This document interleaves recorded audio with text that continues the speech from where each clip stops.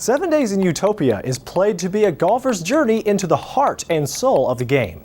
Golfing can be fun, so they say, and this film wants to show us how it reflects the game of life. So does this work, or are we left wishing that we had instead gone to see The Lion King in 3D? Find out now on Movieology.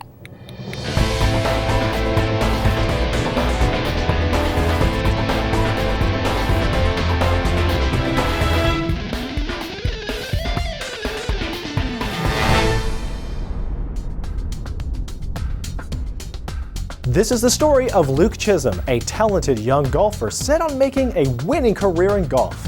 When his first big golf tournament turns out to be a very public disaster, due to his tirade on the green, Luke runs away from the pressures of his father, who is his caddy and trainer, to unexpectedly find himself stranded in Utopia, Texas for 7 days. Utopia is the home of eccentric rancher and retired golfer Johnny Crawford, who has more to him than meets the eye. Johnny takes Luke under his wing to give him a new perspective for golfing, his career path, and life in the grand scheme of things. Crawford's profound ways force Luke to question not only his past choices, but his direction for the future. But can Luke's utopian education prepare him for bigger golf games to come? 7 Days in Utopia stars Robert Duvall, Lucas Black, Deborah Ann Wall, and Melissa Leo. It was directed by Matt Russell. Welcome to Movieology, your ticket to engaging the spectacular world of film from the bedrock of biblical truth. I am Joseph Darnell. If you like sports movies or golf in general, 7 Days may appeal to you. But if not, is there anything more to this movie? Is there more to 7 Days than just golf? Obviously, the answer is yes. But as Robert Duvall's character, Mr. Crawford, stresses in the movie, that might be why you get something out of golf that really isn't about golf.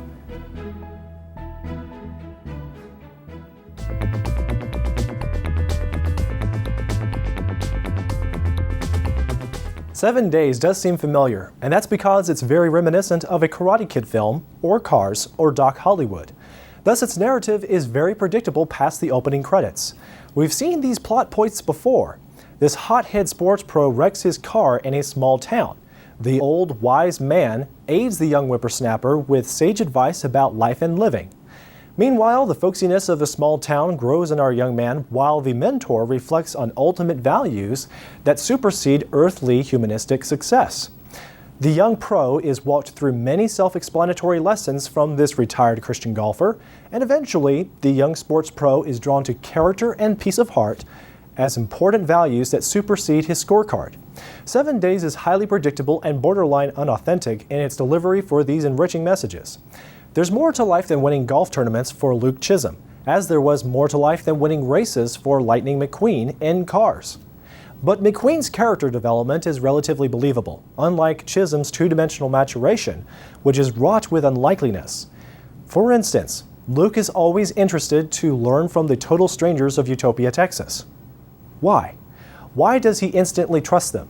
Luke restores his grueling relationship with his imperious father without hardly any explanation for his father's cooperation and newfound heart.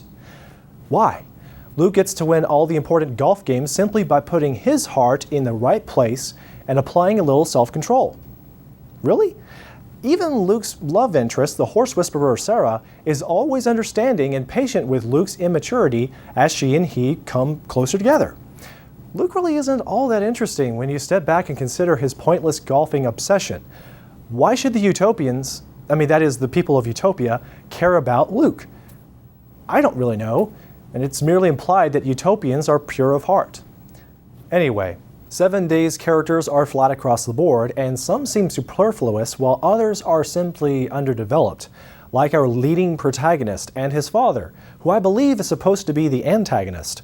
One character, Jake, is an annoying, immature cowboy that provides struggle for Luke to get the girl, but Jake wimps out in the end for no apparent reason.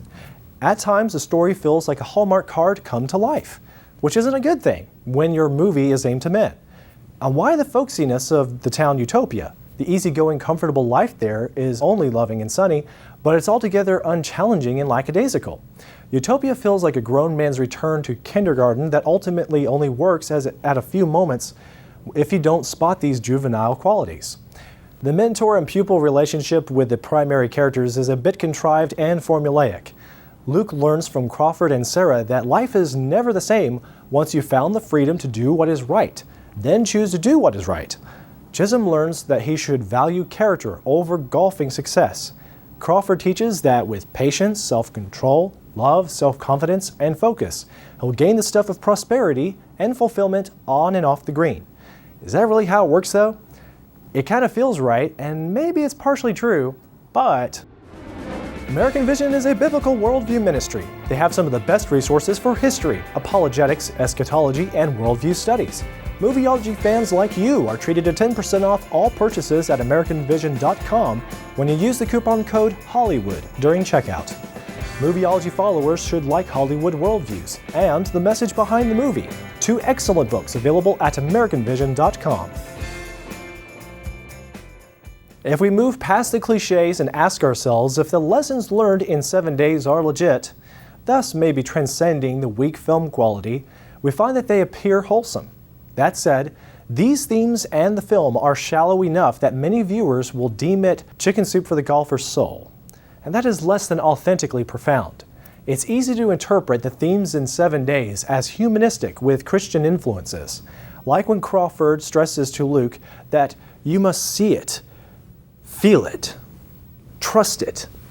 The mentor is telling the golfer trainee that he shouldn't think too much, but that in faith he needs to tap into other senses to live life by way of controlling emotions and then acting on controlled emotions. This is not altogether untrue, but since the Bible points out that we should live with our hearts and our head in the game of life under the influence of God's thoughtful word, it leaves out a good portion of God's methodology in 7 days' message. Life isn't fulfilled or possible simply led by blind faith in our actions and controlling our emotions. We also need to nurture thoughts with those emotions by testing them and putting them into submission with God's divine mind. I give 7 Days in Utopia 2 stars out of 5. I think that the entertainment value will work for family-oriented movie watchers that enjoy sports and like relatively clean films. But it's shallow, predictable, and the platitudes are too frequent. 7 Days would be better served with more nuance and character development. We'd love it if you would add your own thoughts or opinion about this movie in a comment. Remember to watch movie reviews at Movieology.tv. You can also find us on iTunes, YouTube, Facebook, Twitter, and in your inbox with a free e-newsletter.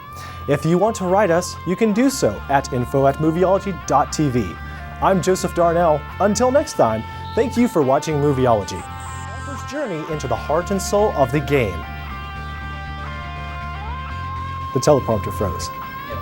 The board, and some seem super powerful, superfluous. Thank you for watching Movieology. Stop it! So that the teleprompter does not, feel it. Cough it. And so we're going to go back in time.